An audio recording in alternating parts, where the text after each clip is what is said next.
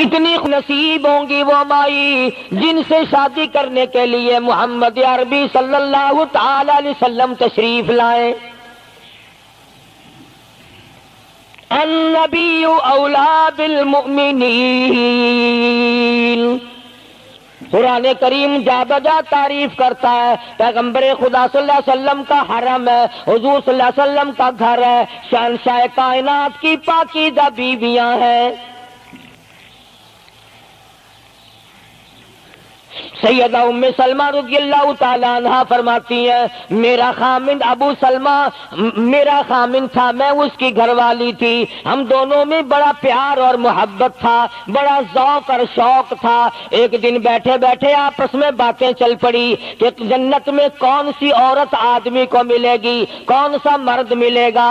حضرت سلمان فرمانے لگے، ابو سلمہ فرمانے لگے میں تجھے بتا دیتا ہوں، میں نے سنا ہے مدنی کریم صلی اللہ علیہ وسلم سے اگر مرد عورت دونوں نیک ہوں، عورت مر جائے مرد دوسرا نکاح نہ کرے، وہی عورت جنت میں اس کے ساتھ جائے گی، اور اگر مرد مر جائے عورت دوسرا نہ نکاح کرے پھر وہ عورت اس کے ساتھ جنت میں جائے گی. ام سلمہ کہتی ہے میں نے عرض کیا آؤ ہم تم دونوں عہد و پیمان کر لیں، وعدہ کر لیں، اگر آپ مر جاؤ تو میں شادی نہ کروں گی، میں مر جاؤں آپ شادی نہ کرنا، تاکہ جنت میں دونوں آرام سے رہیں گے. حضرت ابو سلمہ فرمانے لگے نہیں نہیں میری بات کو مان لینا، میرے بعد اگر میں مر جاؤں تو کسی سے نکاح کر لینا.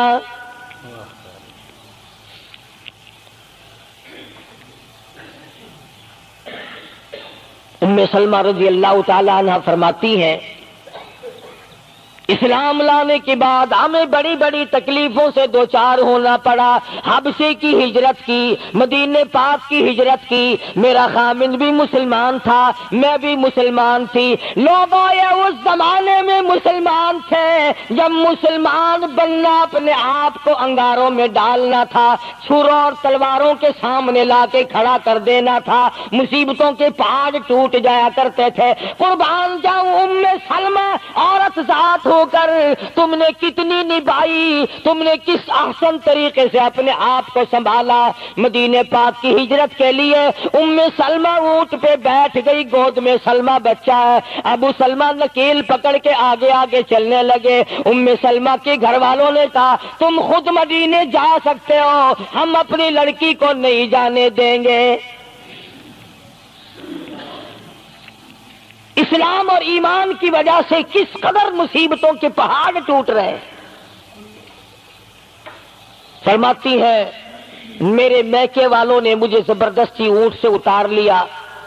ابو سلمہ مدینے کی طرف چلے گئے رضی اللہ تعالی عنہ.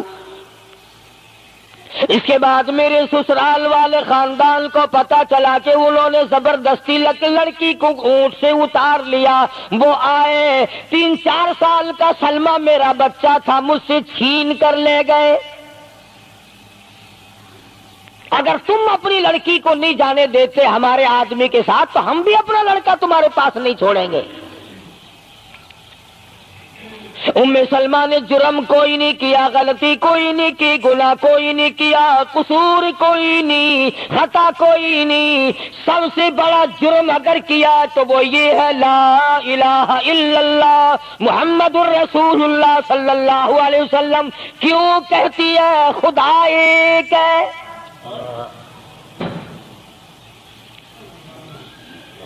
آج بھی کہہ کے دیکھو نا او میاں قرآن اچھا پڑھتا ہے، بیان اچھا کرتا ہے، پر ہے تو وہابی نا.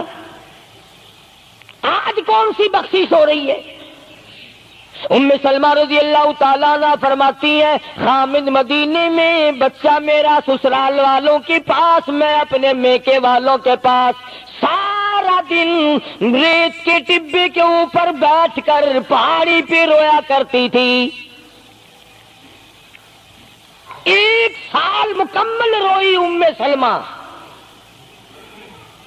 اور یہ تکلیف آئی ہے کلمے کی وجہ سے، ایمان کی وجہ سے، اللہ کی توحید کی وجہ سے، محمد کریم صلی اللہ علیہ وسلم کی ختم نبوت کی وجہ سے. کیسے قدردان لوگ تھے، کیا ان کے یہاں ایمان قیمت رکھتا تھا. سزا صرف ایمان کی ہے۔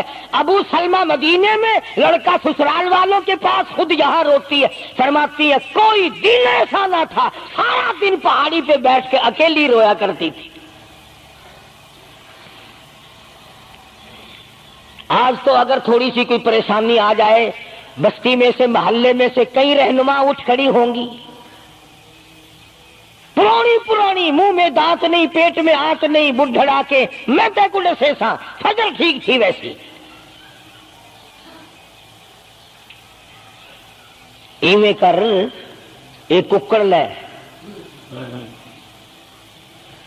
فلانی جاتے پیر بیٹھا، وہ ککڑ جا کے وہ دے متھے مار، وہ تیری بیماری کا علاج کرے گا۔ اندازہ لگا شرک کا راستہ کس طریقے سے بتایا جا رہا ہے۔ ام سلمہ رضی اللہ تعالیٰ عنہ سارے سال رو رہی ہے، خامند کا پتہ نہیں، لڑکے کا پتہ نہیں، کلمے کی وجہ سے مصیبت میں آئی ہوئی ہے، ایک دن بھی غیر کے دروازے پہ نہ گئی۔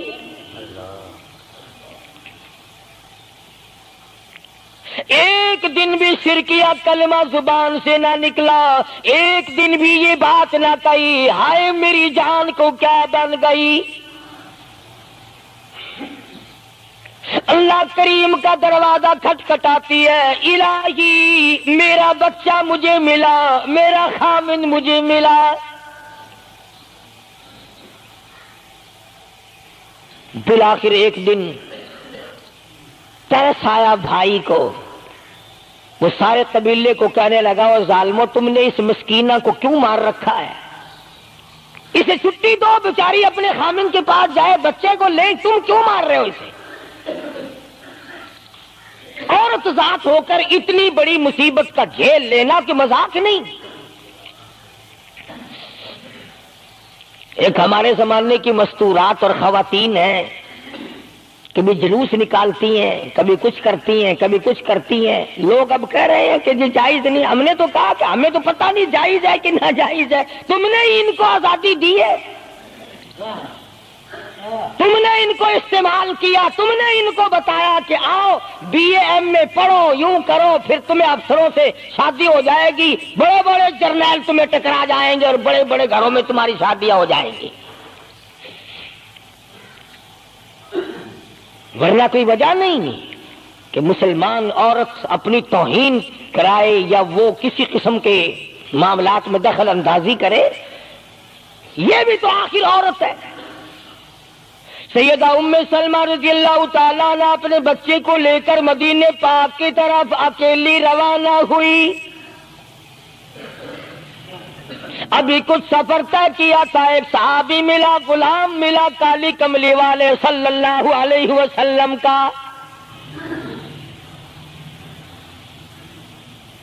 پوچھا ہے تو کون ہے؟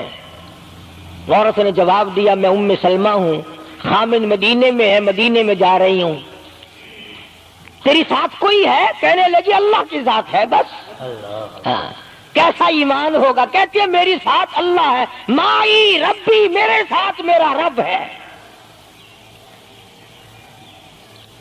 صحابی نے مہار پکڑ لی، نکیل پکڑ لی، آگے آگے چلا، جہاں ٹھہرانا ہوتا اونٹ کو بٹھا کر اللہ والا درخت کی آڑ میں چلا جاتا، یہ نیچے اترتی، نماز ادا کرتی، ضروریات سے فارغ ہوتی، پھر سوار ہو جاتی، پھر وہ اونٹ کو اٹھا کر لے کے چلتا۔ سیدہ ام سلمہ فرماتی ہیں رب ذوالجلال کی قسم میں نے اس جوان جیسا کوئی شریف نہیں دیکھا۔ آج تو لال دوپٹہ دیکھ کر کے اچھے بڈھے منہ آدمی کے منہ میں بھی پانی آ جاتا ہے، ذرا سا رنگین کپڑا دیکھا نہیں اور جناب گھوڑے کی طرح ہی ہوئی نہیں، اچھے والوں کو ڈوبتے دیکھا ہے۔ سیدہ ام سلمہ رضی اللہ تعالیٰ عنہا مدینے پاک میں مسجد قباء کے قریب پہنچی، اللہ والے نے بتا دیا تیرا خامن ابھی قباء میں ٹھہرا ہوا ہے، یہاں تیرا خامن ہے، چھوڑ کر پھر مکے واپس گیا۔ یعنی حضور اکرم صلی اللہ علیہ وسلم نے مکہ مکرمہ میں کچھ حالات کا اندازہ لگانے کے لیے بھیجا تھا، تو یہ کتنا سفر کیا ہے عورت کی وجہ سے کہ اکیلی ہے، کہیں پریشان نہ ہو، میں اسے پہنچا کر پھر واپس آؤں گا، پیدل کا سفر ہے۔ آج تو ایسا گیا گزرا وقت ہے، اگر رستہ بتانا پڑے تو 2 قدم اٹھ کر آدمی نہیں بتاتا، زبان نہیں ہلاتا، سر ہلاتا دھڑی پکے کا، سٹانس کی زبان نہیں ہلاتے لوگ۔ ادھر کو رستہ ہے، ادھر کو جاؤ، ادھر کو یوں جاؤ۔ غیرت کے ساتھ یہ ساری چیزیں آتی ہیں۔ جب غیرت اٹھ جاتی ہے نا، پہلے مردوں کے اندر سے غیرت نکلتی ہے، عورتوں کے اندر سے بعد میں نکلتی ہے۔ کتنے مردوں کو یہ کہتے ہوئے سنا کہ صاحب ہمیں تو سودا خریدنے کی تمیز ہی نہیں، گھر والی بڑا طریقے سے سودا خرید کے لاتی ہے۔ تو میں تو ایسے لوگوں کو کہہ دیا کرتا ہوں، میں نے کہا پھر آڑت کی دکان کھول کر بیگم صاحبہ کو وہیں بٹھا دے، اچھا کچھ دھندا کرے گی۔ اللہ پاک جل شانہ نے فرمایا یا ایھا الذین آمنوا لا تدخلوا بیوتا غیر بیوتکم حتی تستأنسوا وتسلموا علی اہلها ذالکم خیر لکم لعلکم تذکرون۔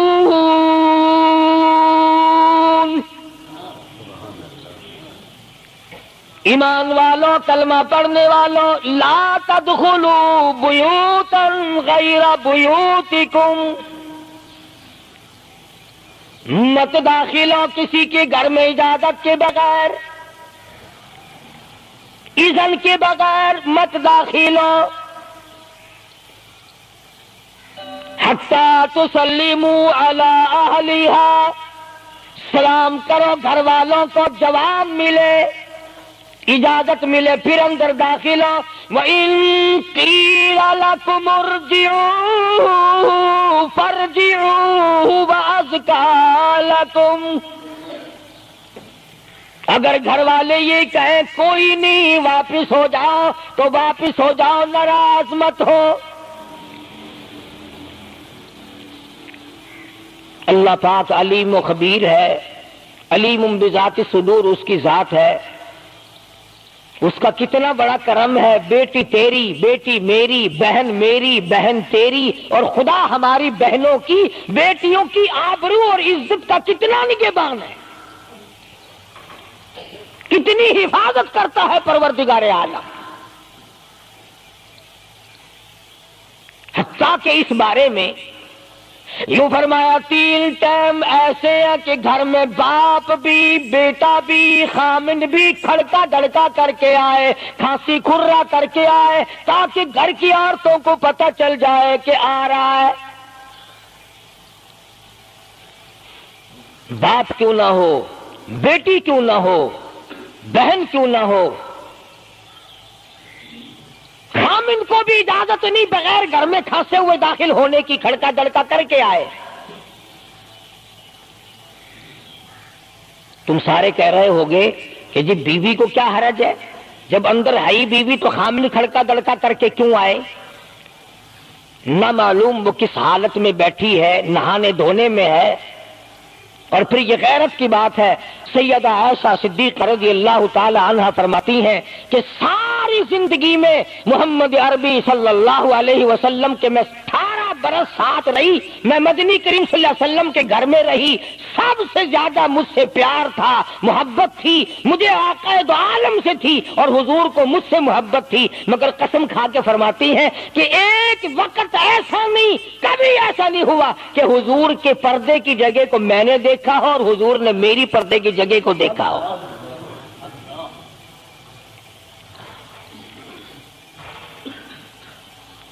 میاں بیوی نبی اور گھر والی ہے، تو یہاں پہ فرمایا من قبل صلاۃ الفجر، فجر کی نماز سے پہلے دکان سے اٹھ کر، بیٹھک سے اٹھ کر، گواڑ بیٹھک سے اٹھ کر، باہر سے آ کر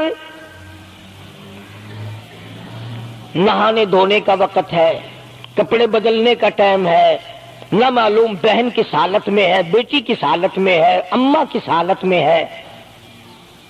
گھر والوں کو حکم ہے کہ کھڑکا دڑکا کر کے آؤ، دروازہ کھٹکھٹا دو، کواڑ بجا دو تاکہ پتہ چل جائے کہ آ رہا ہے۔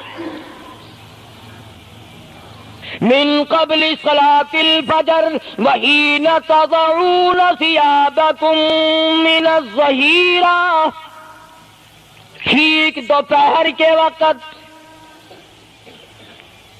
گرمیوں میں نہانے کا وقت ہے، کپڑے دھونے کا وقت ہے، سو جانے کا وقت ہے، ابا میاں آئیں گے، بیٹی نہ معلوم کس حالت میں ہے، اماں کس حالت میں ہے۔ وَمِن بَعْدِ صَلَاةِ الْعِشَاءِ، عشاء کی نماز کے بعد بھی 3 وقت قرآن کریم نے بتلائے کہ گھر والے بھی، خامد بھی، بیٹے بھی، مالک بھی، ابا بھی، بھائی بھی گھر میں کھڑکا دڑکا کر کے آئے۔ تو 3 وقتوں میں تو گھر والوں کو بھی اللہ نے یہ حکم دے دیا، اور ہم ایک دوسرے کے گھر میں گرم گرم گرم گرم یوں ہی آگ گھستے ہیں۔ اور میاں کی بھی آنکھیں میں سگریٹ لاؤنی تھی، ہن پتہ نہیں تو سگریٹ لاؤنی ہے یا اتنے گھر دے وچ بھا لانی ہے یا ماچس لانی ہے، کیا پتہ۔ بہرحال ہم نے قرآن کریم کے خلاف کرنا اور پھر منہ کی کھانی ہے، چلنا ہم نے اللہ اور اس کے رسول کے احکام کے خلاف ہے۔ اب عورت میں کو اسلام نے حکم دیا، آپ مسجد میں بیٹھے ہیں، باوضو بیٹھے ہیں، قبلہ رخ منہ کیا ہوا ہے سب نے،